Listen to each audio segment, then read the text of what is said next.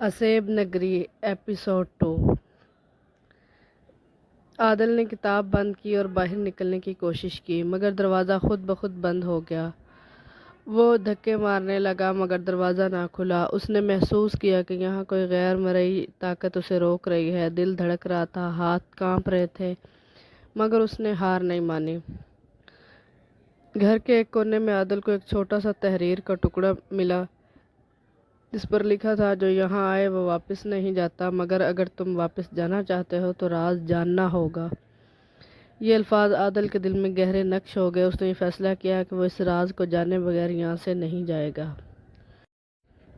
عادل نے وہ پراسرار کتاب دوبارہ کھولی۔ صفحہ نمبر 13 پر ایک عجیب سا خاکہ بنا ہوا تھا، جیسے اس پرانی زبان میں لکھا کوئی نقش اس کے نیچے الفاظ جھلملاتے تھے۔ جس نے سایہ دیکھا وہ اس کا حصہ بن گیا۔ عادل نے سر جھٹکا، مگر صفحے کی تحریر دھندلی ہو کر بدل گئی۔ اب وہاں ایک جگہ کا نقشہ دکھائی دے رہا تھا، اسیب نگری کے نیچے دفن کسی سرنگ کی طرف اشارہ کرتا ہوا تھا۔ اب اس نے زیر زمین راستہ ڈھونڈا اور کمرے کے فرش پر جب عادل نے کتاب کے نقشے کے مطابق دیکھا تو ایک پرانی دری کے نیچے لکڑی کی چادر ملی۔ اسے ہٹاتے ہی نیچے پتھروں سے ڈھکا ہوا ایک سوراخ تھا جو ایک زیر زمین سیڑھیوں کی طرف جاتا تھا۔ عادل نے دل تھام کر ٹارچ کو مضبوطی سے تھاما اور نیچے اترنے لگا۔ ہر سیڑھی کے ساتھ ٹھنڈی ہوا کا جھونکا آتا، جیسے کوئی سانس لے رہا ہو۔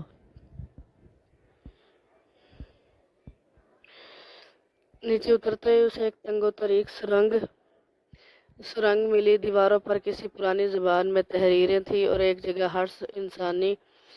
پر انسانی ہاتھوں کے سیاہ نشانات تھے۔ اچانک دیوار پر روشنی پڑی اور وہ تحریریں اردو میں ڈھل گئیں۔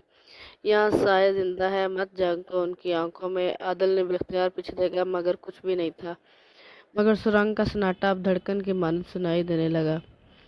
سرنگ کے آخری سرے پر عادل کو ایک بڑا پتھریلا کمرہ ملا، جس کے درمیان میں خون سے بنی لکیر کا دائرہ تھا۔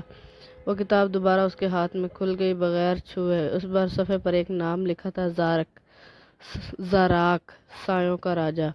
تبھی اس دائرے کے درمیان ایک سایہ نمودار و انسانی شکل میں، مگر آنکھوں کی جگہ خلا تھا اور جسم دھوئیں کی مانند۔ وہ دھیرے دھیرے عادل کی طرف بڑھا۔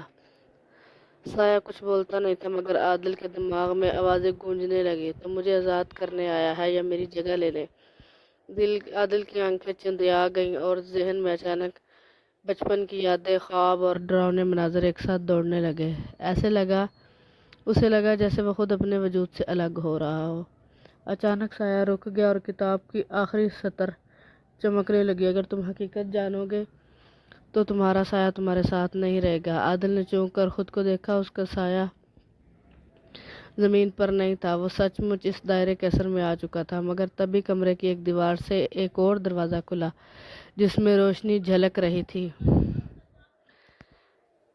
اس روشنی کی طرف جاتے ہی عادل کو ایک کمزور آواز سنائی دی۔ ایک لڑکی جس کے ہاتھ زنجیروں میں بندھے ہوئے تھے فرش پر گری ہوئی تھی اور اس کی آنکھوں میں سچ بولنے کی خواہش اور مدد کی التجا تھی۔ میرا نام ہانیہ ہے، مجھے زاراک نے قید کیا ہے کیونکہ میں سچ جان گئی تھی۔ تم بھی اب اس کھیل کا حصہ بن چکے ہو۔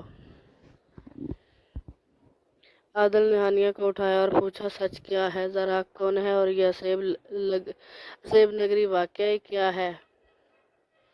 ہانیہ نے جواب دیا، یہ گاؤں بس ایک پردہ ہے، اصل دنیا ان سیاحوں کی ہے۔ تم اب ان کا نیا شکار ہو یا شاید ان کے خلاف لڑنے والا، فیصلہ تمہارے ہاتھ میں ہے۔ اب قسط دوم جو ہے یہ ختم ہو چکی ہے۔ اندھیرے میں روشنی کی ایک جھلک تھی، مگر عادل جان چکا تھا کہ یہ محض شروعات ہے۔ کیا وہ ان سایوں کو شکست دے پائے گا؟ ہانیہ پر اعتبار کیا جا سکتا ہے؟ یہ آپ لوگ کمنٹ میں بتائیے۔ سٹوری انٹرسٹنگ لگے یا نہ لگے، لیکن آپ سبسکرائب ضرور کیجیے۔